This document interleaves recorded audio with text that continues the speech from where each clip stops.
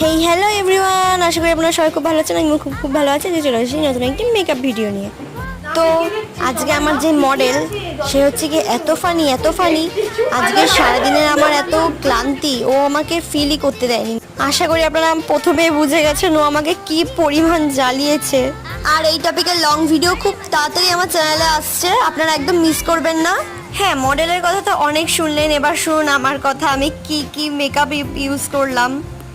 Water base moisturiser, primer, concealer, foundation, এগুলো blend করার পর লিকুইড ব্লাশার, লিকুইড হাইলাইটার দেওয়ার পর আমি ফেসটাকে ভালো করে সেট করে নিলাম লুজ পাউডার দিয়ে।